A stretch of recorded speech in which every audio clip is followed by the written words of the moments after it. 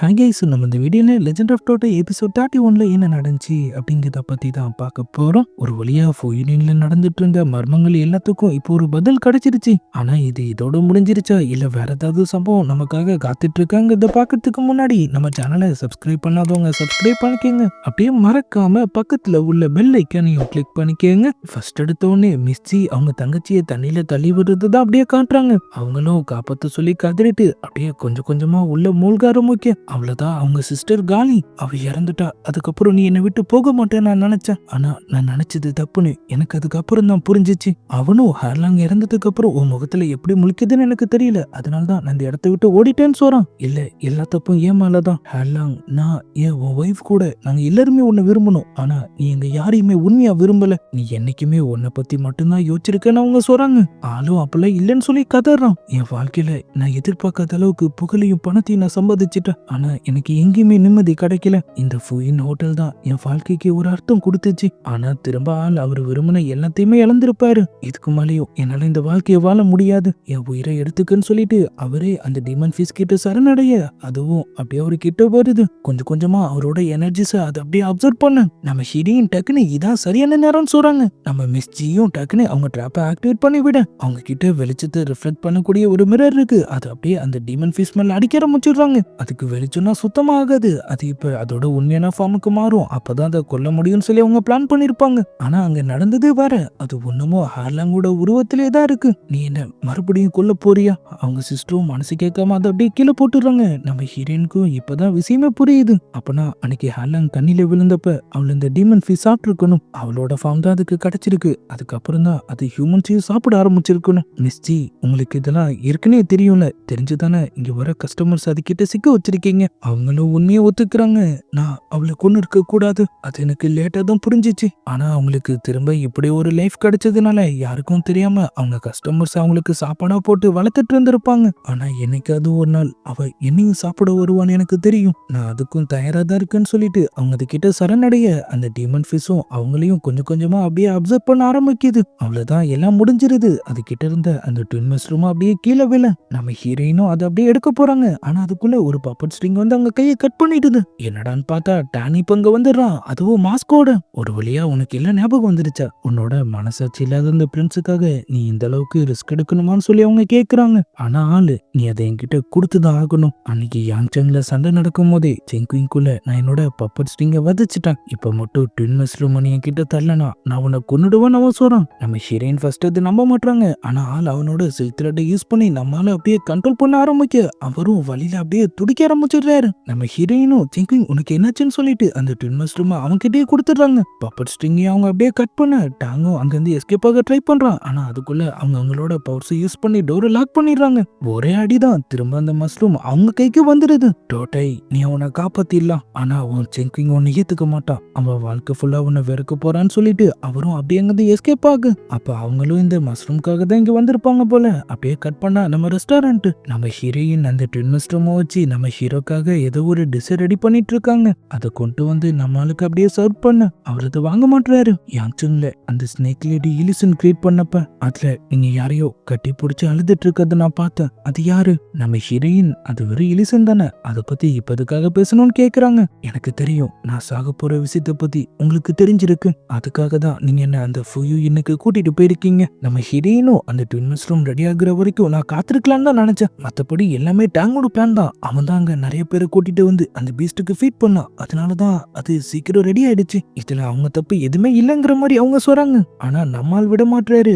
அப்ப அதனாலதான் அங்க ஒரு ஆளும் சாகும் போது நீங்க எதுவுமே பண்ணாம இருந்தீங்களா? இதை குடிச்சா என்ன ஆகும்னு சொல்லி அவரு கேட்கிறாரு. நம்ம ஹீரோயின், உன்னோட வாழ்நாள் 60 வருஷம் அதிகமாகும் சொல்றாங்க. அப்ப இது எல்லாமே எனக்காகத்தானே? என்னாலதான் அவ்வளவு உயிர் போயிருக்கு. நான் உங்களுக்காக செத்து இருந்தா கூட கவலைப்பட்டிருக்க மாட்டேன். ஆனா இப்படி ஒரு மோசமான மிருகமா என்னால வாழ முடியாதுன்னு ஆள் சொல்றாரு. அவங்க அவருக்காக பண்ண எல்லாத்துக்கும் டைம் சொல்லிட்டு ஆனா என்னால இந்த சூப்பை குடிக்க முடியாதுன்னு ஆள் சொல்ல நம்ம ஹீரோயின் அவரை விடுறதா இல்ல. அவங்க பவுட்ஸை யூஸ் பண்ணி அவர் அப்படியே லாக் பண்ணிடுறாங்க. செங்குயிங், என்ன மன்னிச்சிடு, ஆனா நான் இதை பண்ணிதான் ஆகணும். உன்னை என்னால இழக்க முடியாதுன்னு சொல்லிட்டு அவங்க வலுக்கட்டாயமா அந்த சூப்பை அப்படியே அவர் வாயில ஊத்தி விட்டுடுறாங்க. அடுத்த கொஞ்ச நேரத்திலே நம்ம ஹீரோக்கு பயங்கரமா பெயின் ஸ்டார்ட் ஆயிடுது. அவரு நெஞ்சில இருந்த அந்த மார்க்கும் அப்படியே கொஞ்சம் கொஞ்சமா காணாம போக ஒரு வழியா ஆள் அந்த சாபத்துல இருந்து வெளியே வந்துடுறாரு. ஆனா அவரால் இதை சுத்தமா ஏத்துக்க முடியல. விசு, நீங்க எவ்வளவு மோசமானவங்கிறது எனக்கு இப்பதான் புரியுது. இதுக்கு மேலேயும் நான் உங்களை பார்க்க விரும்பல. இன்னையோட நமக்குள்ள எல்லாமே முடிஞ்சிருச்சுன்னு சொல்லிட்டு ஆளுங்கிருந்து கிளம்ப ரெடி ஆகுறாரு. ஆனா நம்ம ஹீரோயின் டக்குன்னு போய் அவர் பிரஸ் எடுத்து ஒளிச்சு வச்சுக்கிறாங்க.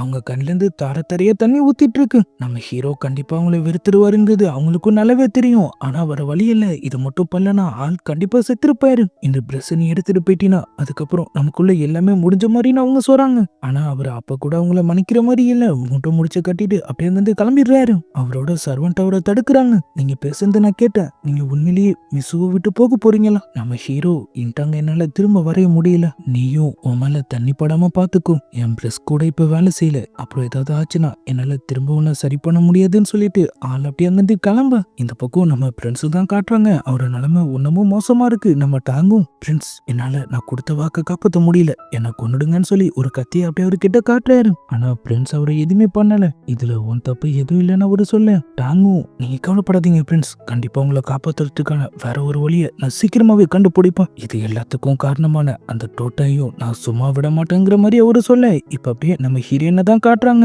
நம்ம ஹீரோ போனதுல இருந்து அவங்க சரியா சாப்பிட கூட இல்ல, ஒரே இடத்துல அப்படியே படுத்துட்டு இருக்காங்க. நம்ம சர்வன்ட்டும் இப்படியே இருந்தா உங்க நிலைமை என்ன ஆகுறது, கொஞ்சமாவது சாப்பிடுவாங்கன்னு சொல்லி அவங்கள கூப்பிட்டு இருக்காங்க. நீங்க ரெண்டு பேரும் எதுக்காக இப்படி ஒருத்தர் கூட ஒருத்தர் சண்டை போட்டுட்டு இருக்கீங்க? செங்கிங்கோட பிரஸ் வேற உங்க கையில இருக்கு. அவரால இப்ப அவருக்குன்னு சில மைட்ஸ் கூட உருவாக்கிக்க முடியாது. நம்ம ஹீரோயின் டக்குன்னு கிளம்பு, நம்ம ஒரு முக்கியமான இடத்துக்கு போய் ஆகணும். அப்படியே கட் பண்ணா பயங்கரமா பனி பெஞ்சிட்டு இருக்கிற ஏதோ ஒரு இடத்த தான் காட்டுறாங்க. நம்ம சர்வன்ட்டும் நம்ம ஹீரோயினும் அங்க அப்படியே பதுங்கி உட்காந்துட்டு இருக்கு. டைம் போது போயிட்டே இருக்கு. ரொம்ப நேரம் கழிச்சு அங்க இருந்த ஒரு பந்துக்குள்ள இருந்து ஒரு வித்தியாசமான எலி அப்படியே வெளியே வருது. நம்ம ஹீரோயினும் சிரிப்பு போட்டுட்டு ட்ராப்பை ஆக்டிவேட் பண்ண அந்த எலியும் அவங்க கிட்ட சிக்கிடுது. அவங்களும் அதை அப்படியே ஓபன் பண்ணி அதோட ஒரு முடியை மட்டும் பிச்சுட்டு அதை திரும்ப போக விட்டுறாங்க. சர்வன்ட் இது போதுமான்னு கேட்க, அந்த பிளஸ சரி பண்ண இதுவே எனக்கு போதும், ஆனா இவ்வளவு பெரிய உலகத்துல அவனைதான் நான் திரும்ப எங்க போய் கண்டுபிடிப்பேன்னு தெரியலன்னு சொல்லி அவங்க அப்படியே ஃபீல் பண்ண. இந்த பக்கம் பிரின்ஸ் தான் காட்டுறாங்க. டான் ஒரு பிளாங்கெட் மாதிரி ஒண்ணு கொடுத்து, பிரின்ஸ் இதை வச்சு உங்களை கவர் பண்ணிக்கங்க, உங்க ஐடென்டிட்டி அப்பதான் வெளியே தெரியாம இருக்கும். ஆலோதம் வாங்கிக்க கொஞ்ச நேரத்திலேயே அவரோட சர்வன்ட் இப்ப அங்க வராரு. எம்பரரோட ராயல் டிகிரி இங்க வந்துட்டு இருக்கு. அரசரோட அசிஸ்டன்ட் அதை கொண்டு வந்துட்டு இருக்காருன்னு சொல்ல, அவரும் சீக்கிரம் போய் அவர் உள்ள கூட்டிட்டு வா. டாங்கையும் அங்க இருந்து கிளம்ப சொல்லிட்டு ஆளும் அதை ரிசீவ் பண்ணி கேப்ப ரெடி ஆகுறாரு. பார்டர்ல ஏதோ வார் நடந்துட்டு இருக்கு போல, அதை கண்காணிக்கிறதுக்காக பிரின்ஸ் அங்க நேர்ல போக சொல்லி அதுல போட்டிருக்கு. அவரும் அதை ஏத்துக்கிறாரு. ஆனா பிரின்ஸ் அரசர் உங்களை உடனே கிளம்ப சொல்லியிருக்காரு. ஆனா நீங்க இருக்கிற நிலைமையில எனக்கு எந்த பிரச்சனையும் இல்ல, நான் இப்பவே புறப்படுறேன்னு அவரு சொல்றாரு. அரசரோட ஆளும் ரொம்ப நல்லதுன்னு சொல்லிட்டு அப்படியே அங்கிருந்து கிளம்ப. இந்த பக்கம் நம்ம ஹீரோ நினைச்சு ஃபீல் பண்ணிட்டு இருக்கிற நம்ம ஹீரோயினை தான் காட்டுறாங்க. இந்த நேரத்துல எல்லாம் ஆள் அவங்களுக்கு விருப்பமே இல்லைனாலும் அவங்களுக்கு பிடிச்ச டிஷ் கொண்டு வந்து அவங்கள சாப்பிட சொல்லி ஃபோர்ஸ் பண்ணிட்டு இருப்பாரு. ஆனா இப்ப அவங்கள கவனிக்கிறதுக்கு அங்க யாருமே இல்ல. செங்குயின் நீ எனக்கு என்ன தண்டனை கொடுத்தாலும் நான் அதை ஏத்துக்க தயாரா இருக்க, ஆனா நீ இப்ப பாதுகாப்பா இருக்கியா, உனக்கு எந்த பிரச்சனையும் இல்லைன்னு சொல்லி அவங்க அப்படியே யோசிச்சுட்டு இருக்க. இந்த பக்கம் டாலியாங் ராஜ்யத்தோட ஒரு எல்லை பகுதியான கருடா பஸ் தான் இப்ப காட்டுறாங்க. ஜன்னலுக்கு தகவல் வருது, எதிரிங்க நம்ம கேட்டு நெருங்கிட்டு இருக்காங்க. ஆனா இப்பதானே நம்ம ஃபைட் பண்ணோம், நம்ம சோல்ஜர்ஸ் எல்லாருமே ரொம்பவே டயர்டா இருக்காங்க. சரி எத்தனை பேர் வந்திருக்காங்கன்னு அவரு கேட்க, ஒருத்தங்கிற மாதிரி அவன் சொல்றான். அதை கேட்ட உடனே ஆளும் சிரிப்பை போட்டுட்டு அப்படியே வந்து கிளம்புறாரு. என்னடான்னு பார்த்தா வந்திருக்கிறது நம்ம ஹீரோ. லெட்டர் அனுப்புனதே நம்ம ஜெனரல் தான். ரெண்டு பேரும் உள்ள போய் அப்படியே பேச ஆரம்பிக்கிறாங்க. என்ன மன்னிச்சிடுங்க ஜெனரல், நான் இப்பதான் திரும்ப வந்தேன். தகவல் கிடைச்ச உடனே நேரா கருடா பஸ்க்கு தான் நான் வரேன். ஆளும் பைடியை சேர்ந்தவங்க நம்மள சரமாரியா அட்டாக் பண்றாங்க. எங்க கிட்ட போதுமான அளவுக்கு சாப்பாடு தண்ணின்னு எதுவுமே இல்ல. ஆனா அரசருக்கு நாங்க தகவல் அனுப்பிட்டோம். பிரின்ஸ் சீக்கிரமாவே ப்ரொவிஷன்ஸோட இங்க வந்துருவாரு. ஆனா இப்போதைக்கு உங்க மேஜிக் பிரஸ் யூஸ் பண்ணி எங்களுக்காக சில சாப்பாடுலாம் வரைய முடியுமாங்கிற மாதிரி அவரு கேட்கிறாரு. நம்ம ஹீரோவும் அவரோட நிலைமை அந்த பிரஸ் இப்ப அவர்கிட்ட இல்லைங்கிற விஷயத்த பத்தி அவர்கிட்ட சொல்றாரு. என்னது இல்லையா, ஏன் என்னாச்சு? அது சரியா வேலை செய்யல, அதனாலதான் அதை நான் ஊசியாலே விட்டுட்டு வந்துட்டா. அதுவும் இல்லாம என் பெயிண்டிங் தண்ணியோட ரியாக்ட் ஆனா அது அழிஞ்சிடுங்கிற மாதிரி அவரு சொல்றாரு. பிரின்ஸ் ப்ரொவிஷனோட வந்துட்டு இருக்காரு. கருடாவும் நம்ம கிட்ட இருக்கு. அப்படி இருக்கும்போது நம்ம பைடி ஆளுங்களை கண்டிப்பா சமாளிச்சிடலாம்ல. அதுதான் பிரச்சனையே, கருடா ரொம்பவே காயப்பட்டிருக்கு. ஆனா அது நம்ம ராஜ்யத்தோட டிவைன் பேர்டு, காயப்பட்டாலும் அது சீக்கிரமாவே சரியாயிடும்ல, அதை நீங்களே பாருங்கன்னு சொல்லிட்டு அந்த ஜன்னலும் நம்ம ஹீரோவை அப்படியே வேற ஏதோ ஒரு இடத்துக்கு கூட்டிட்டு போறாரு.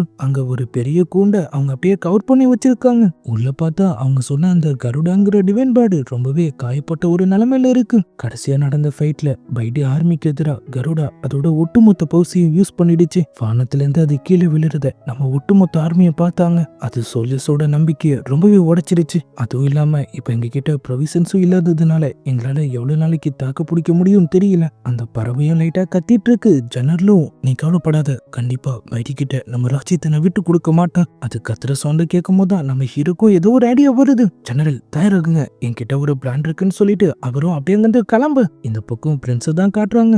ஆள் நாளைக்கு பார்டருக்கு போய் ஆகணும். இங்க இருக்கிற வரைக்கும் எப்படியோ சமாளிச்சுட்டாங்க. ஆனா அங்க போனா சோல்ஜர்ஸ் கூட சேர்ந்து சண்டை போற நிலைமை அவருக்கும் வரும். எனக்கும் நம்ம ராஜ்யத்துக்காக சண்டை பண்ணணும்னு ஆசையா தான் இருக்கு. ஆனா இந்த நிலைமையில என்னால என்ன பண்ண முடியும்? நம்ம டேனு பிரின்ஸ் இது சரி பண்ண ஒரு வழி தான் இருக்கு. டெய்லி நான் என்னோட கொஞ்சம் பவர்ஸ் உங்களுக்கு டிரான்ஸ்ஃபர் பண்றேன். அதை யூஸ் பண்ணி அடுத்த நாள் உங்களால ஒரு நார்மலான லைஃப் வாழ முடியும். ஆனா இதுல என்ன பிரச்சனைன்னு சொல்லி அவரு கேட்கிறாரு. பவர்ஸை டிரான்ஸ்ஃபர் பண்ணும்போது நீங்க கொடுமையான வழியை சந்திக்க வேண்டியது இருக்கும். பிரின்ஸுக்கு அதை பத்தி எந்த கவலையும் இல்லை.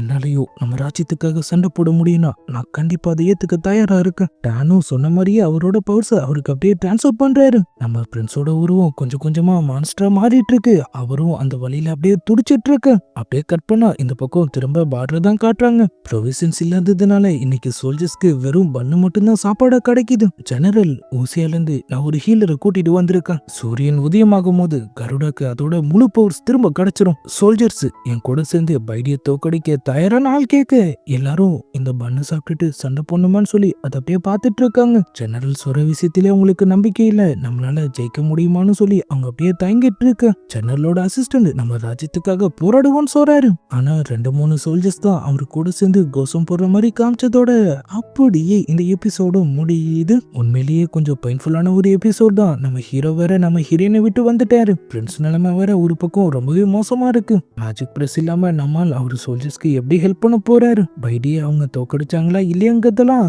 நம்ம நாளைக்கான வீடியோவை பார்த்து தெரிஞ்சுக்கலாம். அது வரைக்கும் குட் பை.